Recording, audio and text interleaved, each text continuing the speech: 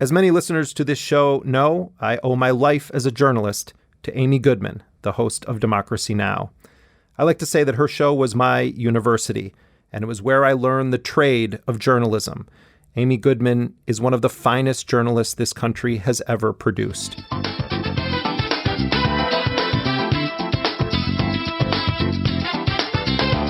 Welcome to Democracy Now!, democracynow.org, the War and Peace Report. I'm Amy Goodman.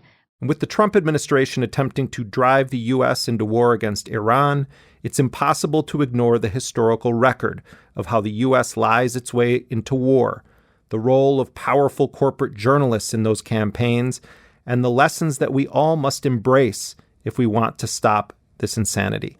There is a reason why our profession is the only one explicitly protected by the U.S. Constitution, because we're supposed to be the check and balance on government, essential to the functioning of a democratic society. We all became so familiar with those images on the front pages of newspapers and all of the networks, and I'm not just talking about Fox. All of the networks that continually showed us that bullseye on the forehead of Saddam Hussein. That is not the most accurate image of what happens in war. It would have been more accurate to show that bullseye on the forehead of a little Iraqi girl, because that's who dies in war. I also wanted to talk to Amy and get her to share some stories of her early reporting and how she came to be the journalist she is today, hosting the most important daily independent radio and TV program in this country. Amy Goodman joins me now. Amy, thanks for coming back on Intercepted. It's great to be with you, Jeremy. So the latest news out of Iran, it really does seem like there's a major push to go to war against Iran. How do you see this current situation and what we all lived through and reported on in 2003 and the build-up to the invasion and occupation of Iraq? I mean, it's horrifying, and the deja vu element of this is so serious. It's absolutely critical people understand the history. I mean, the key players involved talk about how they were misled. You have Secretary of State Colin Powell, right, who gives this speech February 5th, 2003. The purpose of this meeting is to hear a presentation by the United States. I call now on the distinguished Secretary of State of the United States of America, His Excellency, Mr. Colin Powell. Thank you, Mr. President. He had a lot of credibility because he was dragging his feet on war. And so President Bush, Vice President Cheney wanted him to be the deliverer of the final message. So he goes and gives his speech at the United Nations. My colleagues, every statement I make today is backed up by sources, solid sources. These are not assertions. What we're giving you are facts and conclusions based on solid intelligence. And says he's convinced by the evidence. He's showing video and photos of mobile WMD units. He is holding up a vial of something. And in the end, since so many people were convinced by this, because this was the person who was wary of going to war, he said this was a blot on his career. It's like the worst mistake he had made. Some of the information I presented, which was multi-source, was wrong. And it is a blot on my record. But, there's nothing I can do to change that blot. He presented these images, and we move forward to today. And what do we see? These undefined, fuzzy images. This is the rock-solid evidence that Iran is interfering with commerce in the Gulf of Oman. It is absolutely incumbent on every journalist and on everyone to question what is being presented. And so they just keep on trying. But just the repetition every day, I think for the American people, it exhausts them. And it's, that repetition of the big lie. After a while, you think, well, there must be something to it, even if any one little bit of evidence isn't enough. I mean, this is a catastrophic situation. But as President Trump announces his reelection campaign, there's nothing he thinks, I believe, that draws a country more together and away from the issues he doesn't want us to pay attention to than a foreign adversary. And this has been going on for decades, and it's just being ramped up again. You know, it's kind of fascinating to analyze the evolution or devolution, however you want to view it, of the way journalists and large news organizations handle these situations. Because you will have on any given day on cable news many, many Democrats, politicians, pundits, whatever a Democratic strategist is, and they're all talking about how we can't trust anything that the Trump administration says. And then you have, when it comes to, Israel policy or certain issues around Saudi Arabia or now Iran, where you have very prominent Democrats who claim to believe that Trump is the greatest threat ever to American democracy, who are actively promoting this administration's case for war. And you do see some news organizations picking up on that and saying, well, yes, Trump is he's dangerous, but on this issue, it's about our national security. I mean, the media obviously is extremely critical of Trump on a number of issues. And I think you should be critical of those in power, holding those in power accountable. The reason they've found their backbone is because he's directly attacking them, and he has from the beginning of his presidency. The media is the enemy of the American people, he keeps intoning, and he names the news organizations, he names journalists, and he targets them. And so they're standing up, as they should. Except when it comes to foreign policy. When President Trump bombed Syria, you had the network CNN and MSNBC. When he dropped that Moab, the mother of all bombs in Afghanistan that was developed by Bush, that was not dropped by Bush or Obama. Within a few weeks, President Trump is dropping this in Afghanistan with no clear reason why. And you have both Brian Williams on MSNBC and Fareed Zakaria on CNN in these cases saying that's when he became president. I think Donald Trump became President of the United States. I think this was actually a big moment. We see these beautiful pictures at night from the decks of these two U.S. Navy vessels in the Eastern Mediterranean. I am tempted to quote the great Leonard Cohen, I'm guided by the beauty of our weapons. They cannot diverge from the president, even as they try to protect themselves from him attacking them. Well, and I would add another issue to that, the issue of the targeting of journalists and journalistic sources. I mean, it was like a national scandal when Jim Acosta had his valuable press pass taken away for, some days. And it was just not drumbeat coverage of this on CNN. And yet you have had record numbers of prosecutions now of journalistic sources, beginning with Reality Winner. This administration has gone after the Intercept. And you have Daniel Hale, the alleged drone whistleblower, facing 50 years in prison. Julian Assange, 18 criminal counts alleging espionage, could spend more than a century and a half in prison if he ends up being extradited to the United States. And you see no solidarity there. If Daniel Ellsberg leaked the Pentagon Papers today, many, many news organizations, journalists, media figures, politicians would all be talking about the crime that he committed, and he needs to pay the price for what he's done. And yes, I understand this, but there are official channels to go through. I mean, it's remarkable. I don't care how many movies Tom Hanks is in about the Pentagon Papers. The fact of the matter remains that largely in this country, there is absolutely no journalistic solidarity when it's happening in real time. It is a critical issue that there is press solidarity. I mean, that makes the difference, because how do people learn about the world if they don't know something personally about a country or about a person? They learn about it through the media, and that's why it's so critical. It can't just happen once. It's the drumbeat front page coverage that matters. And in this case, this matters enormously. Whether it's Julian Assange or whether it's Chelsea Manning, who remains in jail. I mean, we're talking about a whistleblower, we're talking about a publisher, and everyone has to take a stand, because it isn't even only about them. It's about everyone. The media is essential to the functioning of a democratic society. The media releasing information is about people's right to know. When the media releases information, people can When they know something, do something about it. And that's why it's so critical. Yes, it is absolutely critical the media not act as a conveyor belt for the lies of an administration. The lies so often take lives. But exposés mean that people live.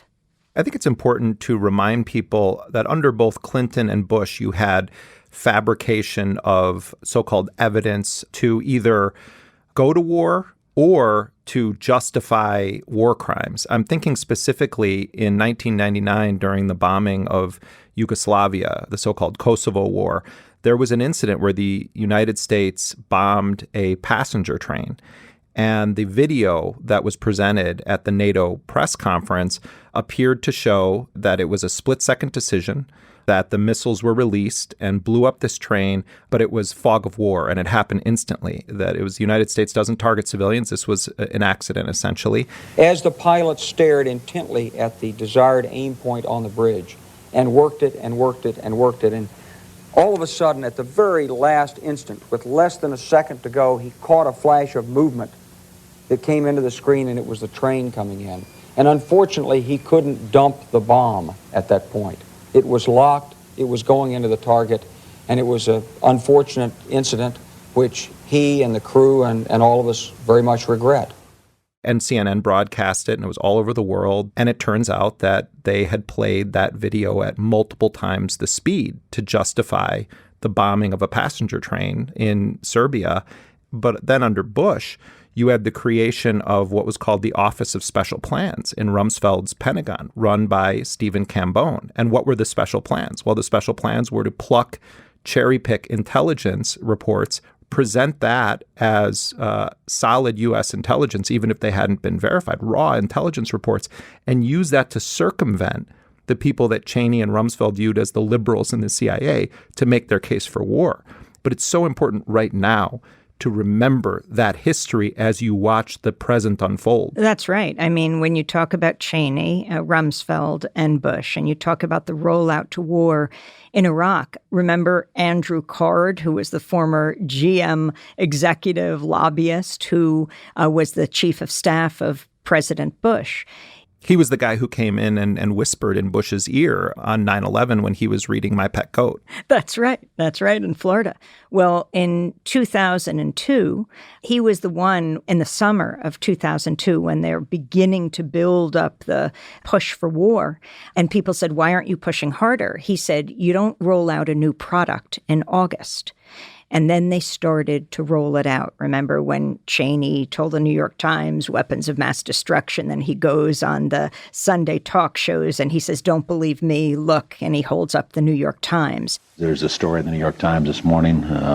This is, and I want to attribute to the Times, I don't want to talk about, obviously, specific intelligence sources, but it's now public that, in fact, he has been seeking to acquire, and we have been able to intercept and prevent him from acquiring through this particular channel, the kinds of tubes that are necessary to build a centrifuge. And the centrifuge is required to take low-grade uranium and enhance it into highly enriched uranium, which is what you have to have in order to build a bomb.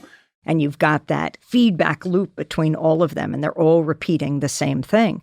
I mean, this was just a build up to war that ultimately led to those attacks in March of 2003.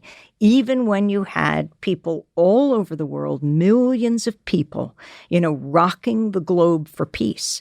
And we are now seeing the same thing. Any one little argument Pompeo or Bolton make, they don't care if you believe that. It's just the daily repetition, the feeling people have, well, maybe there is some kind of threat out there. When did you first have a sense in life that you wanted to be a journalist?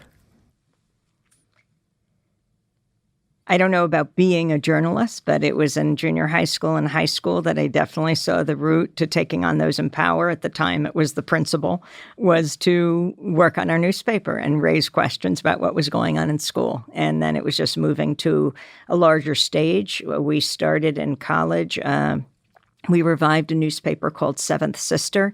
It was a feminist newspaper, and we took on the issue. My first article in that was on sexual harassment. And I mean, sadly, the numbers haven't changed, that 1 in 4 people at our university, whether they were undergraduates, graduates, assistant professors, or professors, that women were being, 1 in 4 were being either sexually harassed, assaulted, or raped. And it's astounding. And those numbers continue through to today. You also early on did some investigative work on Depo-Provera and birth control and the dangers to women. Right. When I was graduating from college, I did my thesis on a drug called Depo-Provera, which was an injectable progesterone injected into a woman's arm once every 3 months or so. It wasn't approved in the United States, but I saw that this small Michigan-based company in Kalamazoo called Upjohn was sending it out to some 86 countries around the world. And here it was a U.S. company. Most women did not know that it wasn't approved in the United States. It caused cancer in beagles and monkeys. And I wanted to investigate, how is this possible? I couldn't afford to go to other countries, but I did learn that in Grady Hospital, a charity hospital in Atlanta, Georgia, 10,000 African-American women had been injected with Depo-Provera. They didn't know that it wasn't approved in the United States. It was called the shot. So I went to Atlanta, investigated it there, did this thesis on how the scientific medical establishment works in this country. When I presented it to the professors who would decide whether I would graduate in anthropology, they said this is more like sociology because you were looking at your own culture. Anthropology is looking at someone else's culture. And you could retain your objectivity because you were a participant observer in someone else's culture. And I said, no, I agreed with them. And this was anthropology because I was looking at the practice of medicine and science in the United States, which I considered a white male corporate culture. I said, I didn't consider myself a part of that. I was looking at them. And so I passed. But I thought, why would I write this thesis for these 3 white professors at an elite university? This needs to be seen by women all over the world. And so after I graduated, I turned this series of articles into an issue of Ralph Nader's Multinational Monitor that was actually started by Ralph Nader and journalist Alan Nairn. And it was an issue of the magazine called The Case Against Depo-Provera. So it would get out to a wider audience, to people who would be affected. And that's our role, is to ensure that information gets out to people who can use that information. I think a lot of people don't know this story. It is so rooted in the bipartisan nature of empire, and that is the story of how you ended up reporting on and witnessing and surviving a horrible massacre in East Timor, which at the time was under the brutal occupation of Indonesia. Maybe you can give people an overview of the reporting that you and Alan Nairn were doing and what happened the day that you survived that massacre. Indonesia invaded East Timor December 7, 1975. Then in December 1975, with the knowledge of the United States, Indonesia invaded East Timor.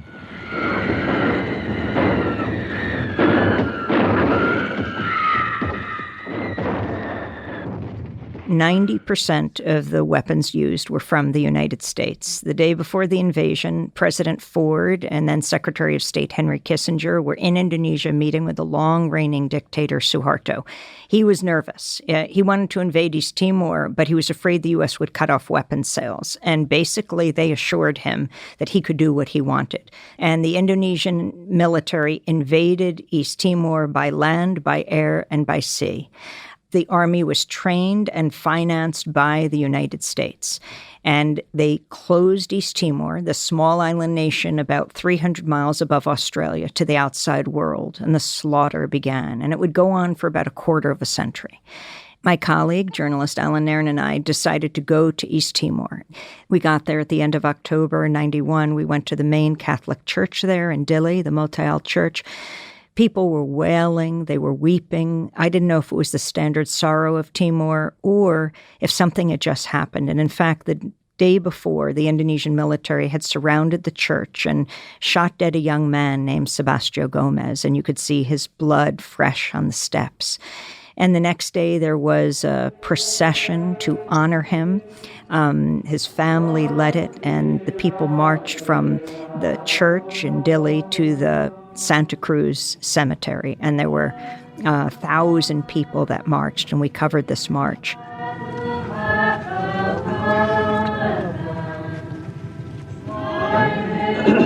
And then we went around the country, and we heard that the Indonesian military was threatening everyone because a UN delegation for the first time would be coming.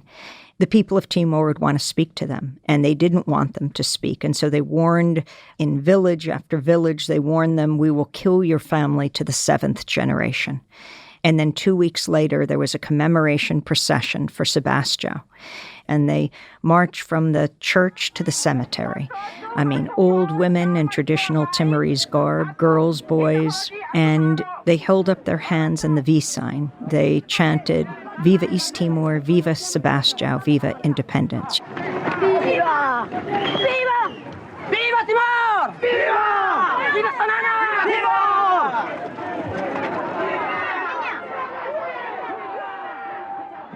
You know, they've been occupied by Indonesia. At that point, it was like 17 years. They got to the cemetery. We were interviewing people. Why are you risking your life in this march? Because the soldiers had lined the route, and they would say, for my mother, for my father, who was killed, my village was wiped out. And then we saw from the direction the Timorese had come, the Indonesian military marching up. 10 to 12 abreast, their U.S. weapons, their M16s at the ready position. So Alan Nairn and I walked to the front of the crowd. You know, we had hidden our equipment before, so no one would be caught talking to a journalist, but now we wanted the soldiers to know who we were. I held the microphone above my head. Alan took out a camera and was holding it, and the soldiers marched up, and they swept past us. And without any hesitation, without any provocation, without any warning, they opened fire on the crowd, gunning people down from right to left. I was still holding my microphone. They threatened me with it, and then they kicked me to the ground. Alan had gotten a photograph of them opening fire on the crowd, and then he jumped on top of me to protect me from further injury. And they took their M16s like baseball bats, and they slammed them against his skull until they fractured it. So we're laying on the ground. Alan is covered in blood. They line up in firing squad fashion. They put the guns to our heads, and they're shouting. They wanted to know where we were from. And we knew what had happened to the Australian journalists who were covering the lead-up to the invasion 17 years before. There were 5 of them. They worked for companies like Australian Broadcasting, and there were 5 covering the lead-up to the invasion.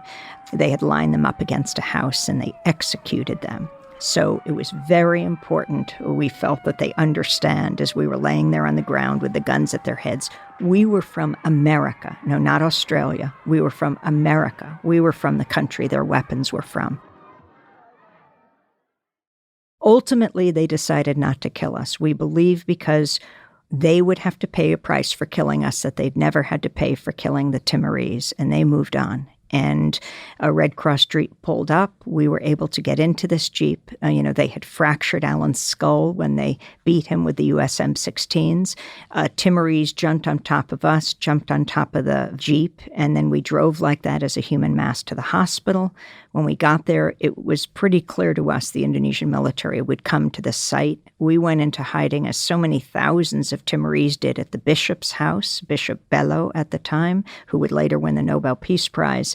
And the only way we could stop the killing, which was continuing throughout Dili, was to get word to the outside world. We would have to get out of Timor. And so Bishop Bello helped me clean up Alan's head. His skull was fractured. He was bleeding profusely, gave him a new shirt.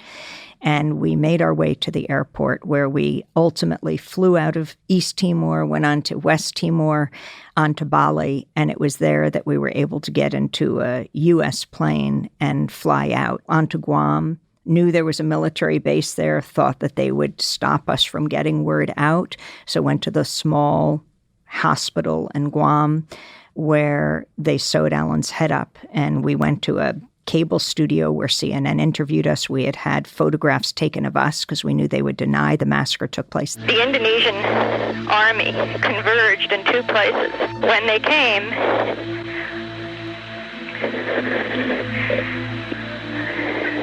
they opened fire.